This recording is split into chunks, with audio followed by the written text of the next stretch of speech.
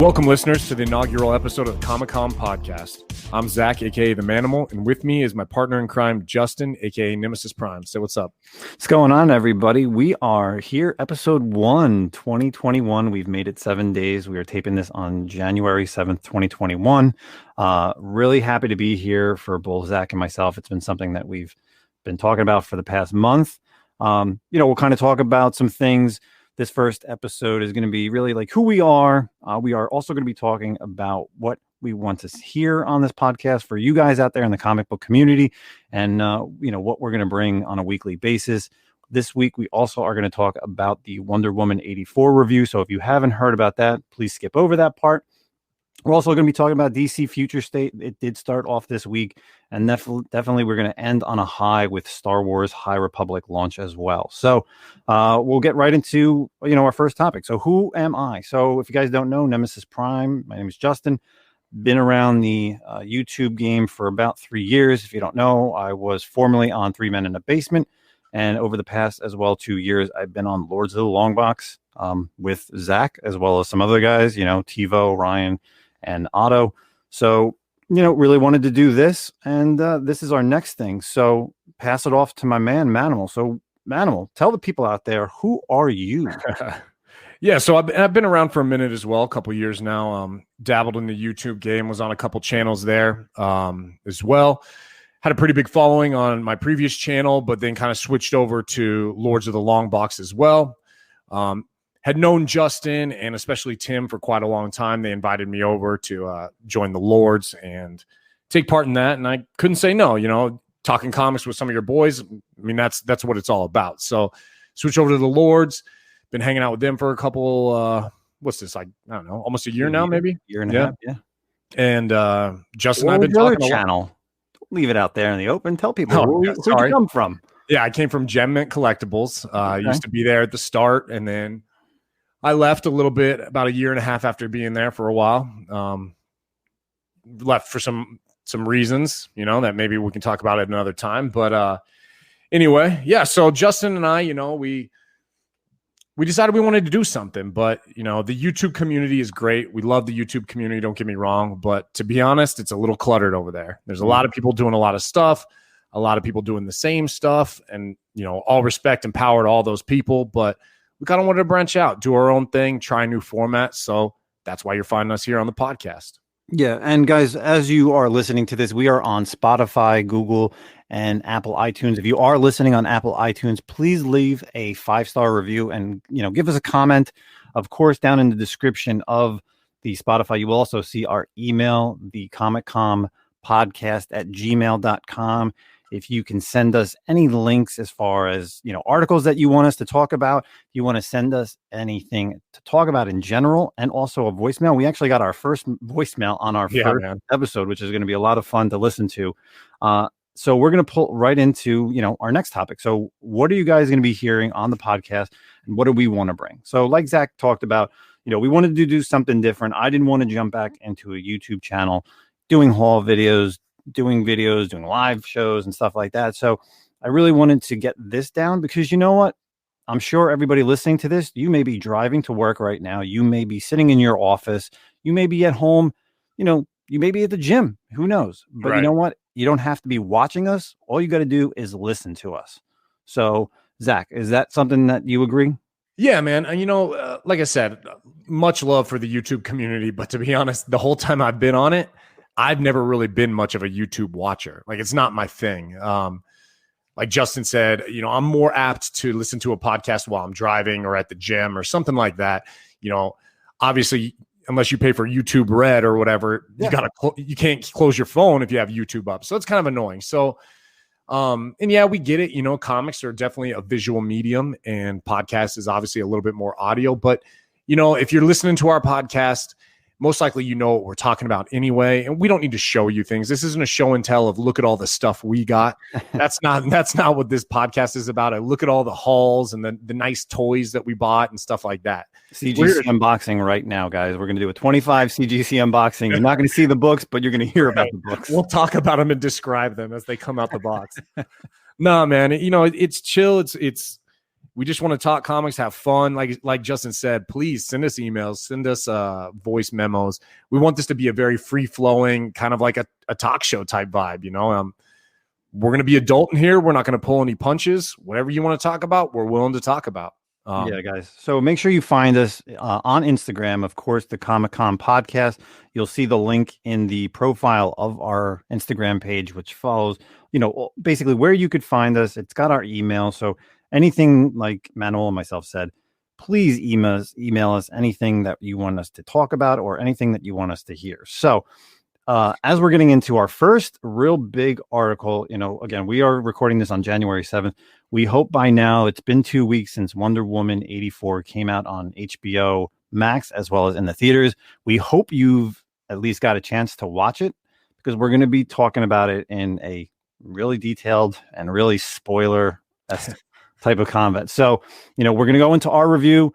I will go into my review first, and then Zach will go into his, and we're going to basically talk about everything that was part of that movie. So let's get right into it. Wonder Woman 84. It was supposed to come out in March of last year, I believe.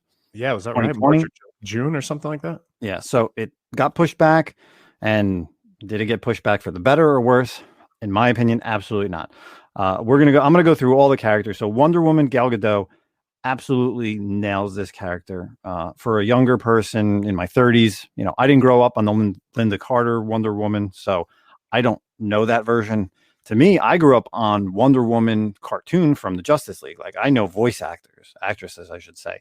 So that's really where I know Wonder Woman. This is obviously my first big go around for a live action Wonder Woman. I think she embodies the character 100%. Next character, you got Pedro Pascal, man. He is amazing. Let's talk about his acting chops. He's great. He's obviously the Mandalorian. So that's just killer, because he's got the Star Wars franchise and now he's in a DC movie. But just down and out, if you look at this movie and watch it, he's an amazing actor. The way he talks, the way he comes across, his mannerisms and everything. I think, unfortunately, maybe it was the writing that was this, or maybe it was Warner Brothers, but at the end of the day, I think his character is very well done. Maxwell Lord, if you guys know DC Comics and read him in the past, he's a great character, very underrated. Probably Zach? Probably top 5 of Wonder Woman's villains, you want to say? Oh man, I think I'd say top 3. I mean, I think we talked about it offline. Cheetah, Max Lord, and Ares, I would say, are her top 3. Okay, yeah, in my opinion. And then, and the last thing to talk about is Kristen Wiig. Now, like Zach said, Cheetah. It's definitely the yin to the yang on that. But Kristen Wiig, if you'd never seen Kristen Wiig on any type of comedy movie and you just saw her here, I think she did a phenomenal job. An absolute phenomenal job. I thought she was, the nerdy in the beginning, and then she got sexy. And I've even sent this picture to you guys. She reminds me of Selena Kyle in Batman Returns with Michelle Pfeiffer. Because she went from being that nerdy reception or executive assistant. She gets killed. And then she comes back and she is downright gorgeous, man. Like in Batman Returns, you see Selena Kyle in the Christmas scene where she's got the black dress on, and same thing, Kristen Wiig's got her, black dress on when she goes to that party. It's identical. It's unbelievable. So past the characters, that is my review on the characters. But the overall movie, we got, obviously there's Steve and Trevor. So we'll kind of put Steve and Trevor in there as well. Chris Pine does a great job. Same thing, I really think, from the first one. Not really much to talk about because, I don't think he's the main focus of the movie. But let's get into the meat and potatoes of the movie. The movie itself was long. I've watched it now twice. The first time I liked it. I did think it was long. I watched it with the wife. I think there was a lot of plot holes. I mean, right from the get-go, when you see Steve Trevor and he's just from somebody's house, like, you're like, wait, where did this happen? Why does he know all this stuff? And then obviously you find out that he looks like somebody else, but Diana sees him as sees him as Steve Trevor. It's absolutely plot hole all over the place. And then you have, towards the end of the movie, you have Maxwell Lord, who somehow, kind of like a last wish, talks about, how he just wants to be good again. But it's like, you know what it is? It reminds me of the Spider-Man movies is that the villain always turns back into a good guy at the end. You know, like what happened to Maxwell Lord, right? Oh my God. Yeah. That's my biggest complaint, which I'll talk about too. So Maxwell Lord somehow is a villain throughout the entire movie, has all the entire population. People know him, see him on the TVs. And then at the end of the movie, is he going to get arrested? Like, are we ever going to hear about anything? You know, are they going to do a Wonder Woman 3 set in the 90s and you're going to hear maybe Maxwell Lord is in jail? I don't know. So if I had to give it a 1 to 10 rating, I would probably give it a 6. On my second go around, if I would have just given it on my first go around, I probably would have given it a 7 or 8. But you know, the plot holes are there, and I'm sure people out there listening are going to trash it even more.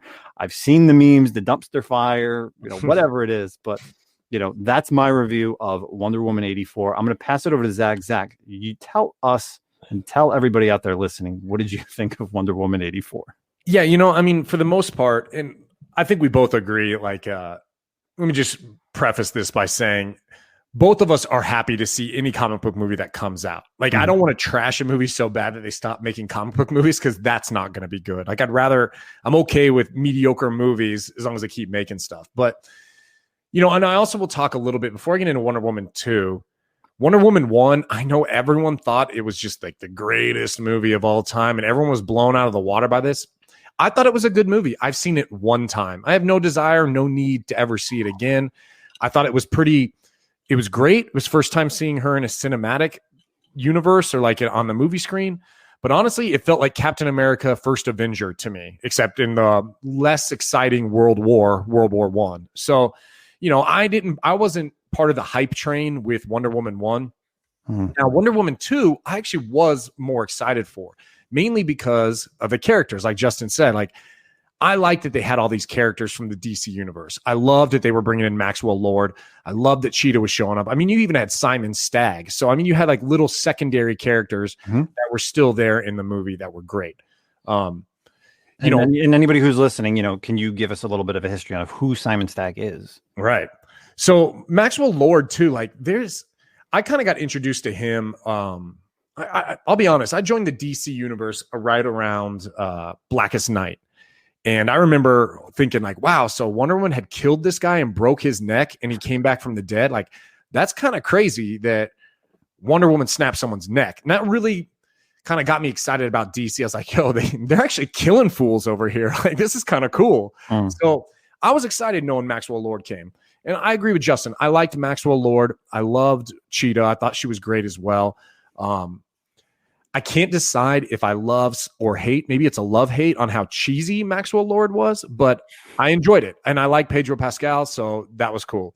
But yeah, my biggest gripe was the ending just was so anticlimactic. Like, these villains just get to go on. Like, Maxwell Lord gets to live happily ever after with his son. I mean, what about all the lives that were trashed in that Middle Eastern country that he went to, like, and put the wall up?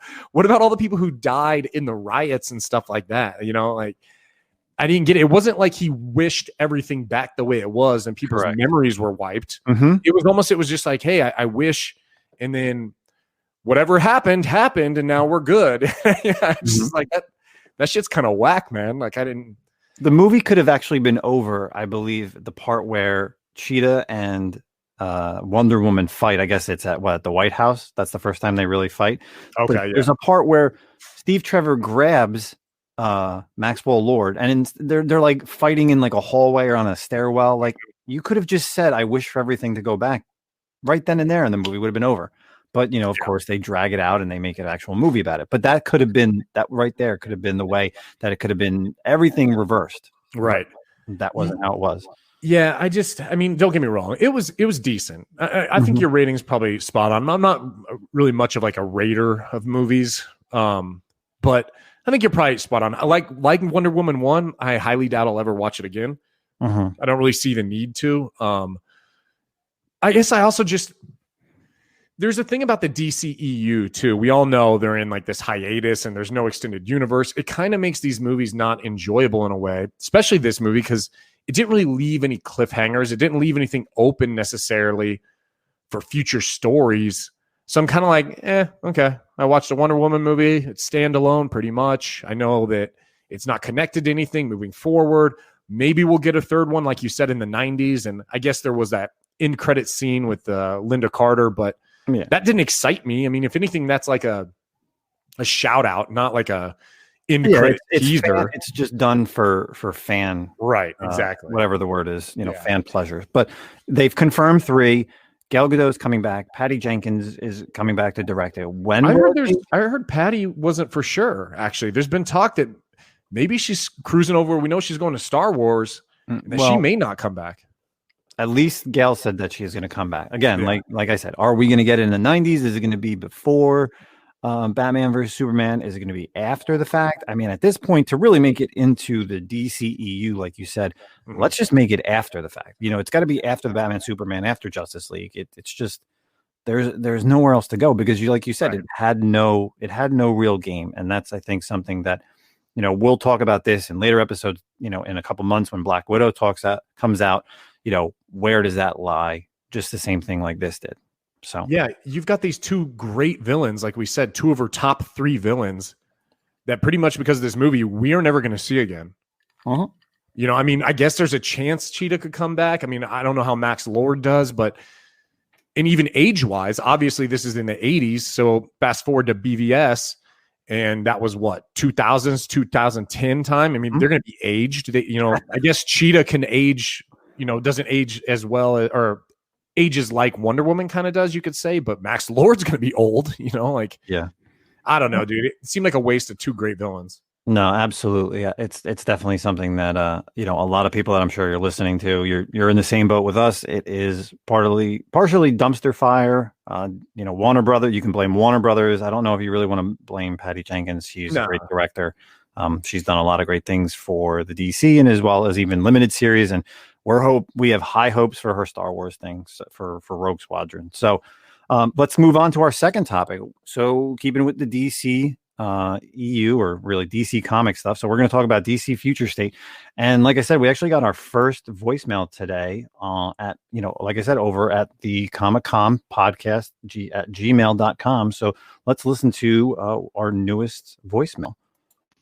Hey guys, super excited about the show. Couple questions. So what exactly is DC's Future State? Where and when does it take place? Appreciate it, guys. Thanks. Awesome. So guys, that is exactly what we're looking for on a weekly basis. If you want to leave us a voicemail, if you want to just send us a message, this is what we want. We want to hear from you guys. We will, if it's something that's relative, we'll play it. If you guys want to trash us in a voicemail, hell, we'll play it as well. I don't give a fuck. Shit. If it's funny, we'll play it for sure. Yeah, if it's funny and we'll laugh about it, and you can make fun of me, you can make fun of Zach. I don't even care. It's going to be fun. So the DC Future State, Zach, why don't you tell us exactly what it is? Okay, so to know DC Future State, we got to know a few things first. Obviously, there's a lot of talk about the 5G, the DC 5G. That kind of went off the rails a little bit. There's rumors on why it did. So I'm not going to delve into that too much. But the 5G kind of was the initial, what's the word I'm looking for? Layout, groundwork for what Future State is now. But anyway, before that, also, hopefully, if you guys are DC fans, you've been reading Death Metal Dark Knights, okay, by Snyder and Capullo.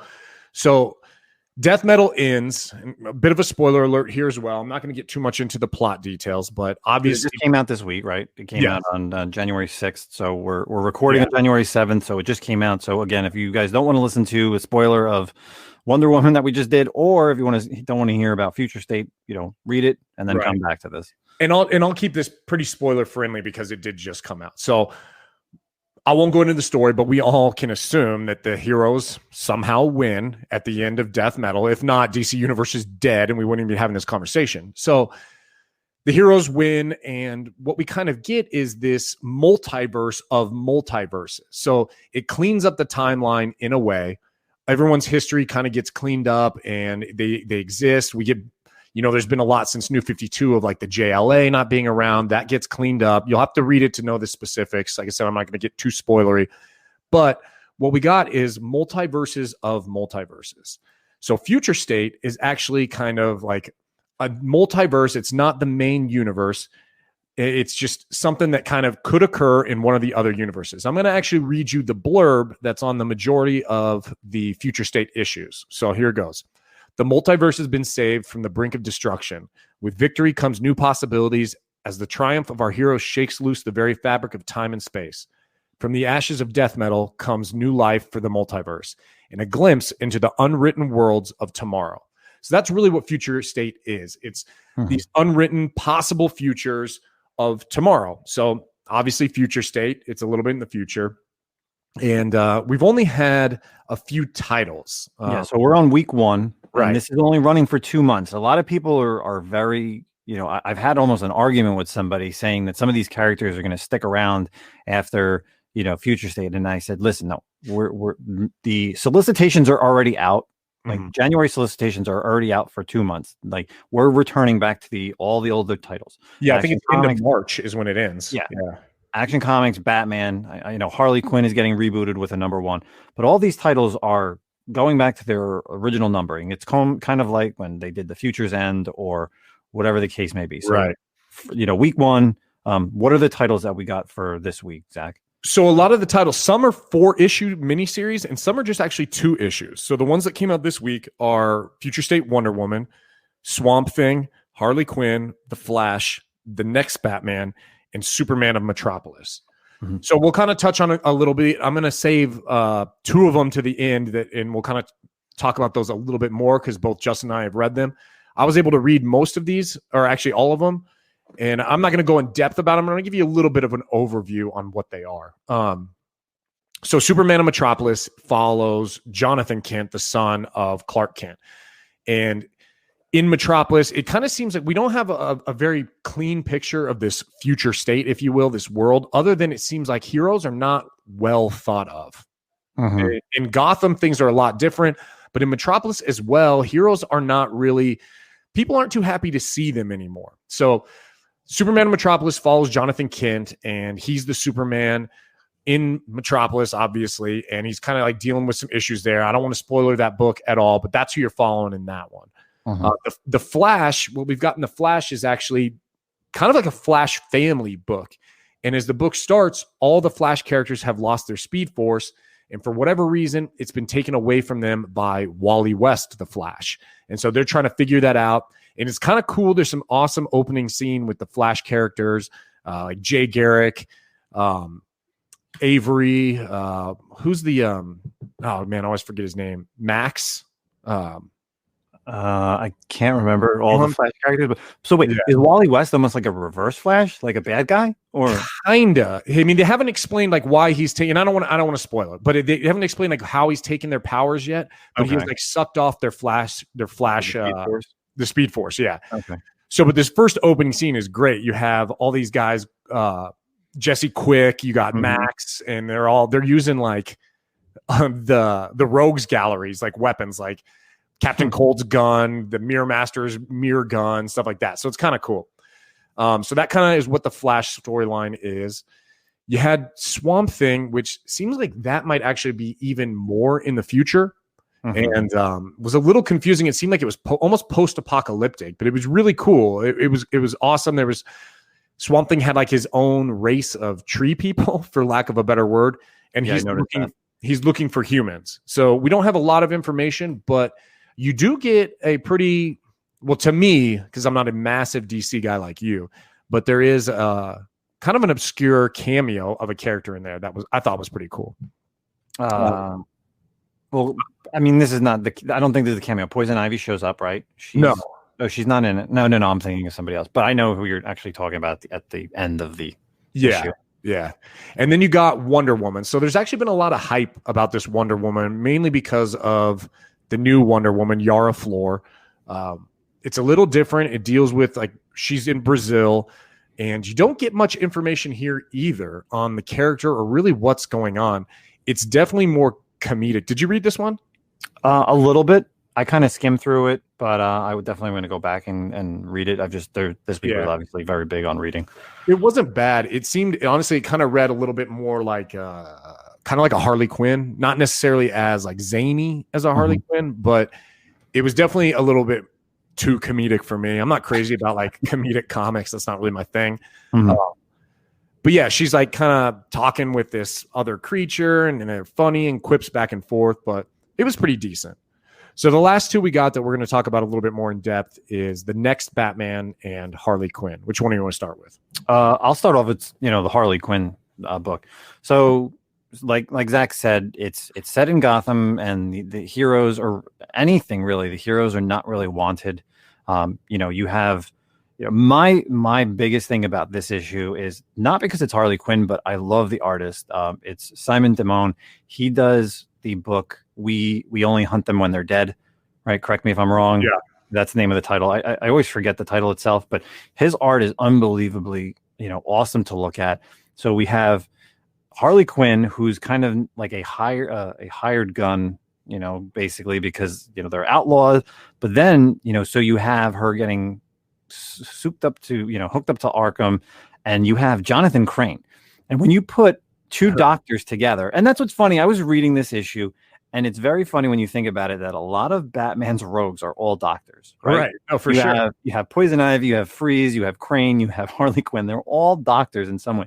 But when you have them trying to find something, the fact that you bring these two characters together is just really interesting. So basically, Jonathan Crane is kind of given up the Scarecrow mantle, and he's kind of trying to hunt down these villains that were, they're kind of like C and D villains. Yeah, he's working for what's he called, like the magistrate or whoever's running Gotham. Yep, that's correct. So, he asks Harley to kind of find these people that he just for whatever reason can't hunt down, and she uses her knowledge of being a psychiatrist to realize where and how to find these people. It does end on a note, obviously a cliffhanger of who I guess the main villain is, which is Black Mask. I'll set it out there.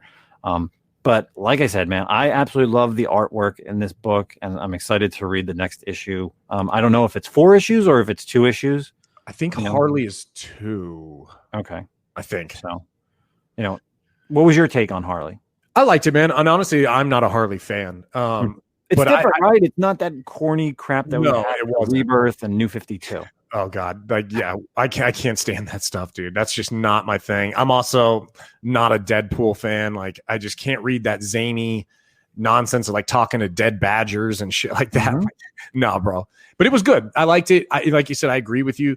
I think that's an interesting take. I can't actually remember a time when I've actually seen Harley Quinn and Scarecrow kind of interact together, and I thought that was a good dynamic. But yeah, no, I enjoyed it. I liked the way it was going. It was fun how she kind of helped them hunt down certain villains and how she knew how to do it, which was cool. No, it was good. I definitely will read the next one or whatever the miniseries is. I don't know. I'm not sure if it's 2. I used to have a list. I'm not sure. Yeah. And then the final one, of course, that we're going to talk about is the Next Batman, which is another hugely hyped book, like you said, like you said. So, if you want to go into, I guess who it is, if everyone doesn't know. Yeah. So actually something I forgot to mention, and I think this was only out of these issues. It was out of Next Batman and Superman and Metropolis. They're actually like kind of 3 issues. There's 3 stories within.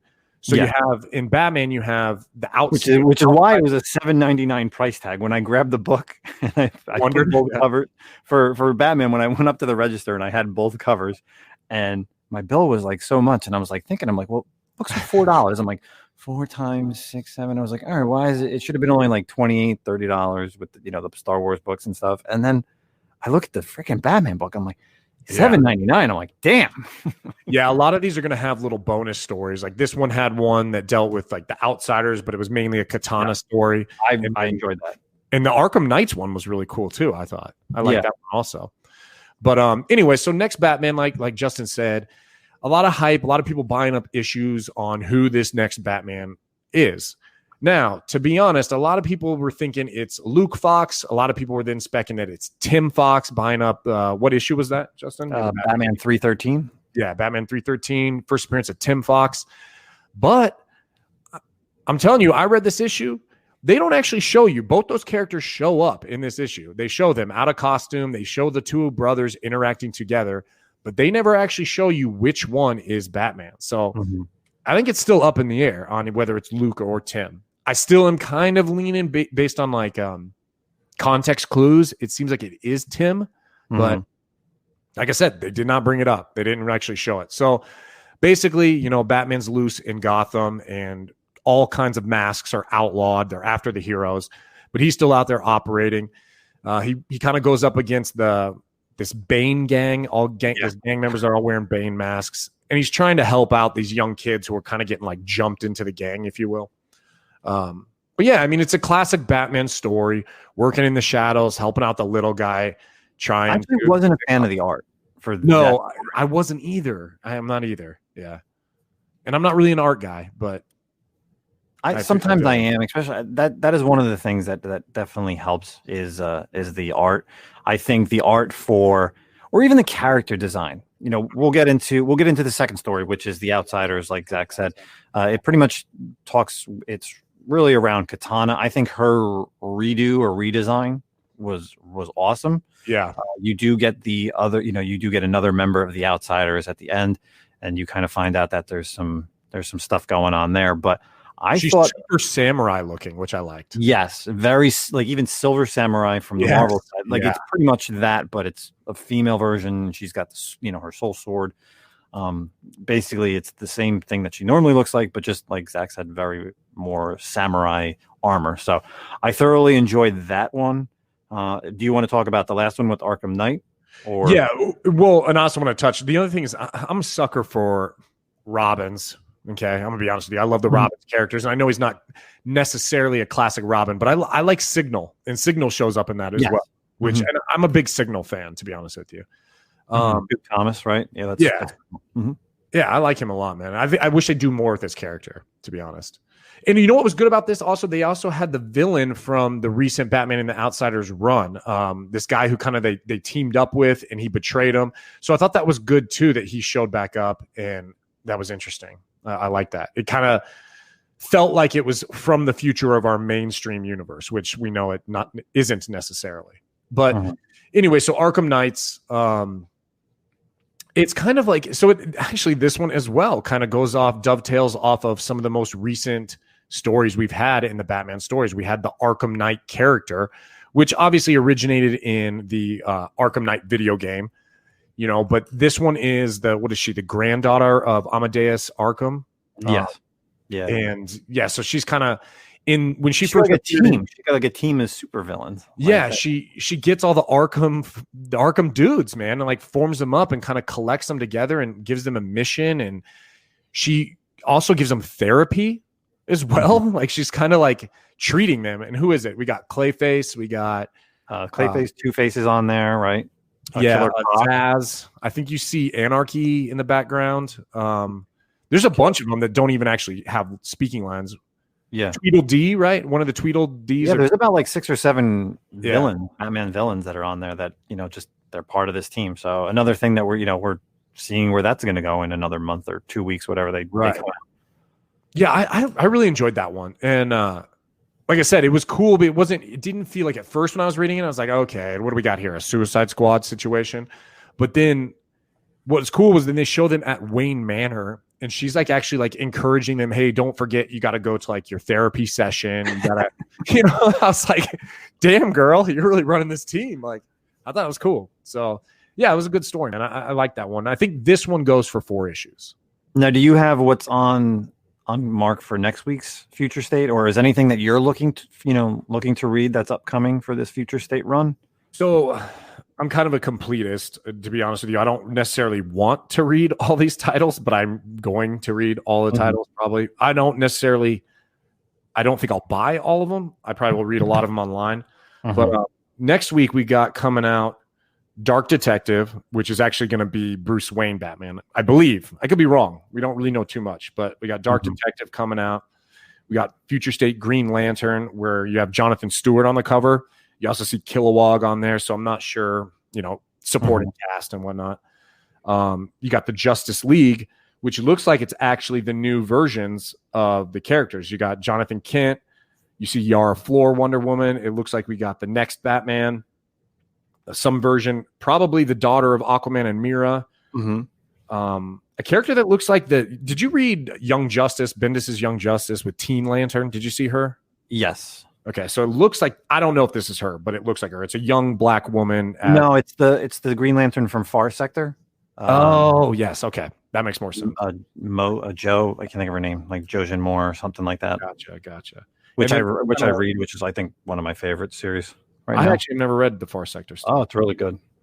And then you got some Flash character, but it looks like she was introduced. It's a girl Flash. I think she was introduced in one of these multiverse books, like one of the tie-ins. I think that's what I think I read somewhere, because I remember one of the, I think it was like the Merry Christmas one, or one of them blew up and was like sold out like real quick. Oh yeah, it was the Christmas special one. Yeah. Yes. Yeah. And then we also got Kara Zor-El Superwoman and Robin Eternal, which it looks like, I don't know. I guess it could be Damian, but it kind of looks like Tim Drake to me. But I don't know. We'll see. And then you got a Superman Wonder Woman issue, which is maybe the original characters. And then Teen Titans. And I think that's it. That's what we got on deck for Future State next week. I mean, I'll read all those. Actually, all those ones, the majority of those ones I'm actually probably going to buy. Yeah, that's good. I mean, we got a ton of stuff that's going to come out, and we're going to figure out, whether, maybe we'll talk about it next week, who knows, or, in a few weeks, if you guys want to hear more about the Future State, if you didn't want to pick it up and you just want to hear us talk about it, we'll definitely do that. So, yeah, for sure. That's kind of our Future State article and, a little bit of that. So let's get right on to our final talks of the night. We're going to end this on a high note. Like I said, the high note being Star Wars High Republic. So, this just came out this week. We have tons to talk about. My favorite thing, Star Wars, of course. This is directly from StarWars.com. I'm going to read it right off the blurb. The golden age of the Jedi is upon us. Today, we take our first steps into the larger world of Star Wars, the High Republic, with the first books in the multimedia initiative set 200 years before Star Wars, The Phantom Menace. Is it a time of peace and prosperity in the galaxy, far, far away? The Republic is thriving and the Jedi Order is at its zenith, within the individual force wielders and their students exploring the galactic frontier and keeping the peace. But the time is not without its conflicts. So with that being said, we do have our first novel, which I actually just got in the mail today. And I know Zach got it, I believe, yesterday, which is Charles Soule's. Today also, yeah. Oh, today also? Okay. Yeah. So Charles Soule's Star Wars High Republic, Light of the Jedi, which is the adult book to go out there and get. So we have that book. There is also Justina Ireland's, I guess it's more of I would call it a mid-grade teenage book. Not quite YA, but a little bit above that. Yeah, it's definitely right above that. You have a Test of Courage, which goes into some other characters who are not, I don't think they're seen in the Star Wars High Republic. And then you have Star Wars The High Republic #1, the comic book that also just dropped, which just came out as well. And that one is, I'm really excited for that one, because that is really what we're talking about tonight, right? Right. It is Star Wars #1. So the first issue dropped, it had basically Phil Noto's cover. It had a Stephanie Hans cover. It had 2 ratio variants, which is awesome. So really happy this is the time of the Jedi that we want. There are a few other ones, I believe. There's also a kid's book. It's called The Great Jedi Race. That one's done by Kevin Scott. And like I said, they all have a variety of characters. They have different perspectives on all of them, but there is a calamity that happens, and I don't really want to get into that because, again, I haven't read the Light of the Jedi. I'm excited to write or read it, and also maybe do it on Audible. But like I said, with Charles Soule's book is going to be my next read. But we're going to talk about Star Wars: The High Republic, the comic series, written by Scott, and also art by Arino Endova. He's an Indonesian artist, and as well as, like I said, Phil Noto. So I like his art. Yeah, you know what? It's very interesting. My thing on the first issue, we're introduced to new Jedi Padawan, Kryve. Mm-hmm. She is a Jedi in training to become a Jedi Knight. You also have the Tuscarian Bosk-looking character Jedi, which we see a little bit of him as well. But what's really interesting about this is that these characters are completely new to the universe. So, right. Your interpretation of them is completely different than reading Star Wars right now, like the current series or Darth Vader, Of course, or yeah. because those are modeled color after your opinion. yes, Yeah. they're modeled after actors and actresses, and you're just like, well, if it doesn't look like Luke Skywalker, it's not gonna. I don't like it. But with these characters, they've never been on a cartoon, they've never been in a video game or a live action movie. So the way you're seeing them today for the first time is great, because the sky is the limit of what they can do. So my thoughts on this first issue, it was unbelievable.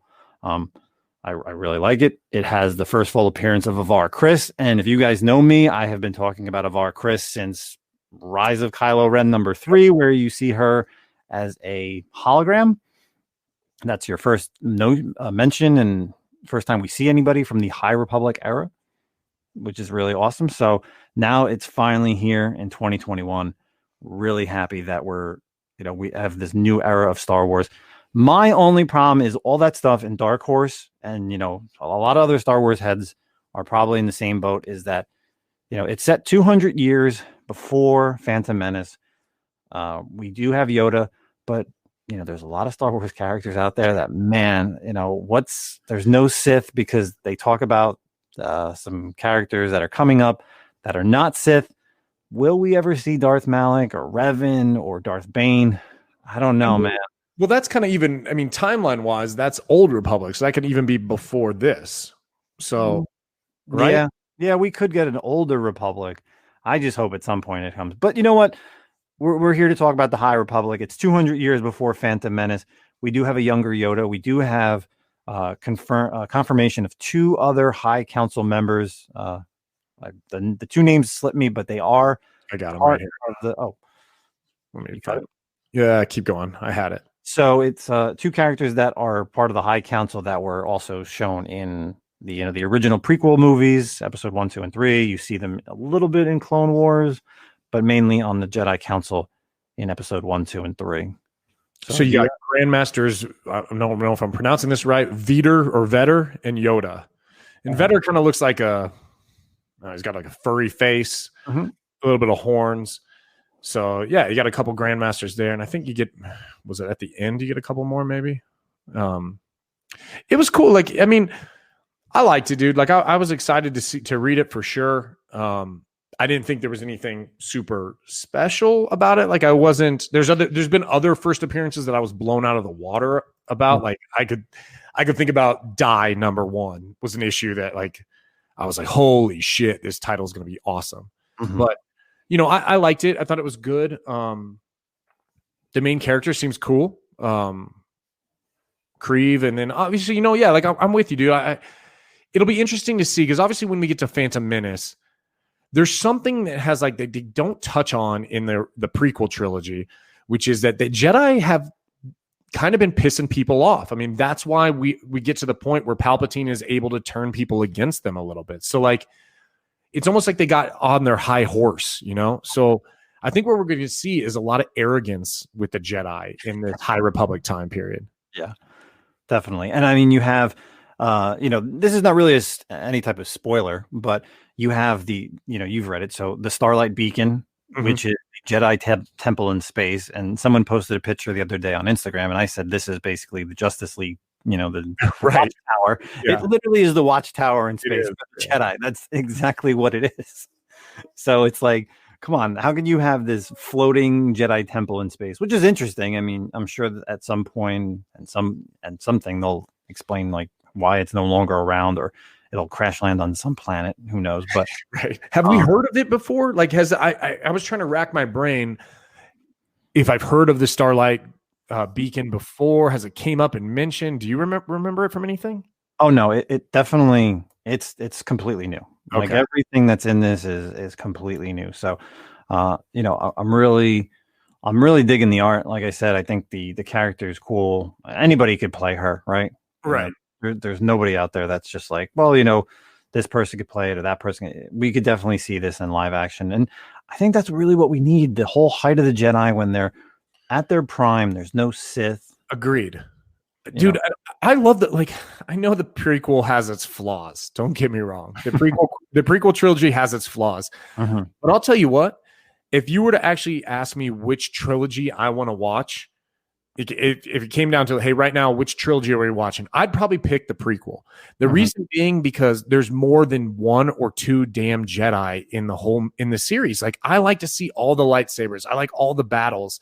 You know, you get in the original trilogy, you only got Luke and Obi-Wan, and you only have Obi-Wan for a little while. You don't really ever see Yoda use a lightsaber. I don't think you do, actually. And then in the new trilogy, you only got Kylo Ren and Rey. And so I like the prequel. I'm with you. I want more Jedi, lots of Jedi, but I disagree. I want Sith as well.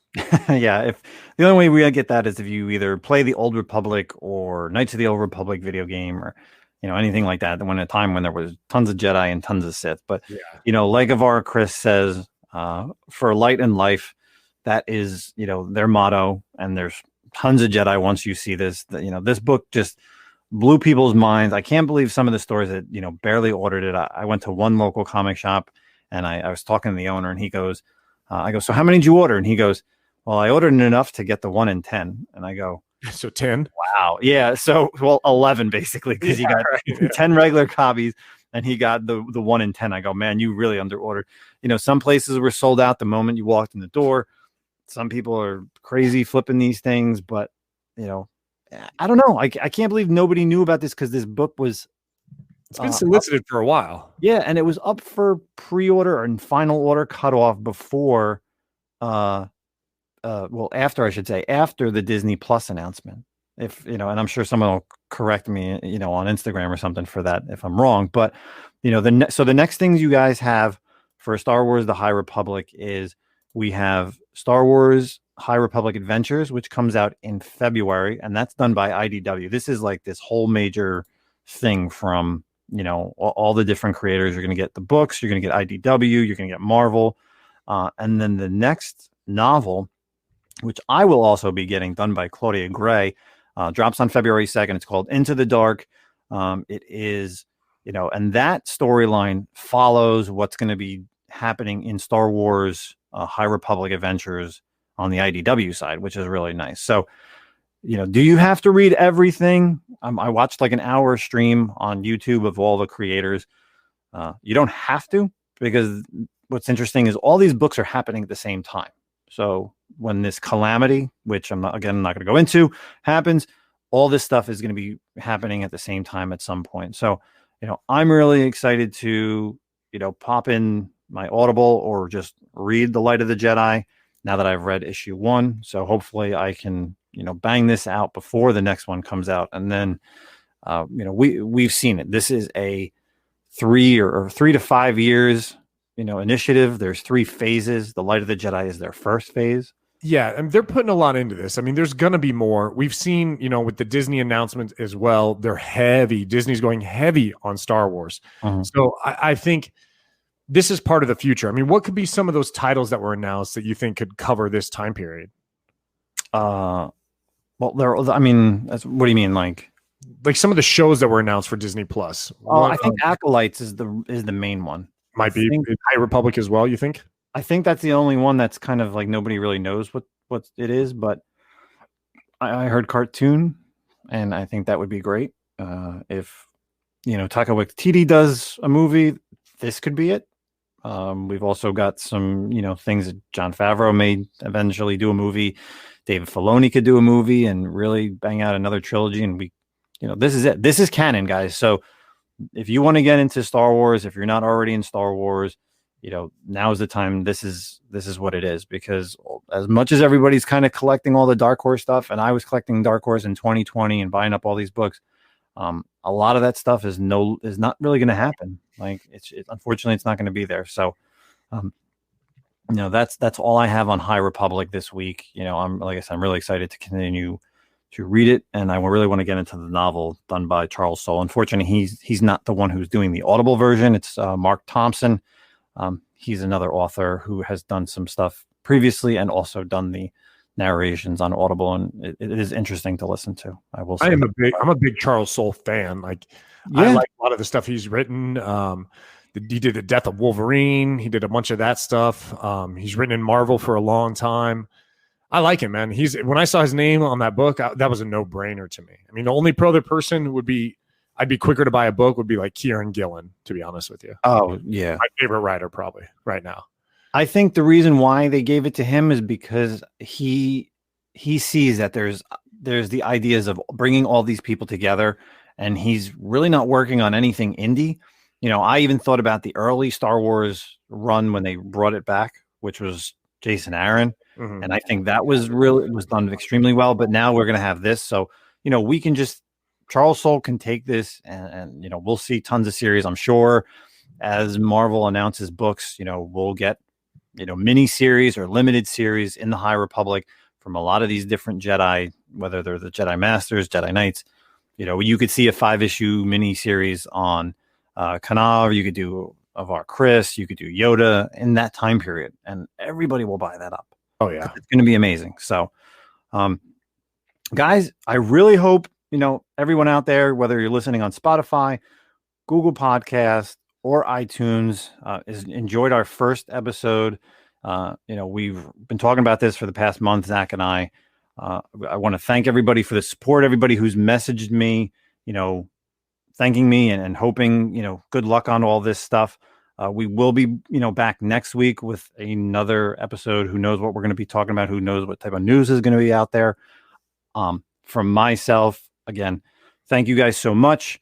First episode in the books. Zach, what do you got to say out there? Yeah, you know, like Justin said, thanks a lot. And the name of the podcast kind of speaks to what we're trying to do here. You know, this is the comic community that we want this podcast to be for. So, you know, please send us in stuff. You want us to talk about something in particular, please send a question in, send a voice message in, just an email, whatever, you know, comment on our Instagram page. Leave comments there. Obviously, it's not like YouTube where you can comment in the videos there, but you can find ways, send us, and we will cover different things. I know we got we're bouncing off a lot of ideas back and forth between each other on things we're going to do together. We might do a couple separate things as well. I'm kind of planning a little X-Men weekly thing as well, because that's my stuff. So yeah, man, we got a lot of ideas. Please tell us what you want to hear, and we will cater to what you want. And let's have fun. I mean, this is our first one. I think I've had a beer. What are you drinking? I got vodka mixed with something in my Green Lantern cup. So my plan is to get a little bit more shitty on these as we move forward. Well, you know, it will happen. The reason why I like recording this on a Thursday night is because if news articles come out Monday through Thursday, at least we can kind of read it and talk about it. We figure new books come out on Tuesdays and Wednesdays, so it gives us, you know, an idea to talk about. Once anything on like the Marvel side starts, we're always going to be a week behind talking about Disney Plus shows. So, you know, at least preps you and kind of gives you some time to watch instead of us spoiling it for everybody who's got Disney Plus. But from myself and Manimal, we are out of here on our first episode, guys. We'll see you later. Peace.